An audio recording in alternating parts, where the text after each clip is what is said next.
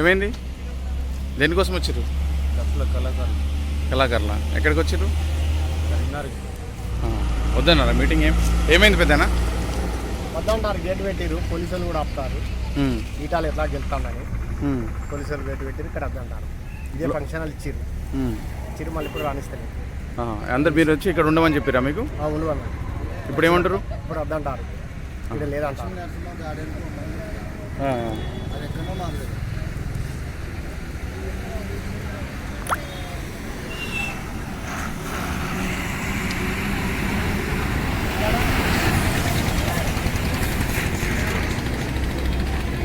ఎక్కడికి వచ్చారు?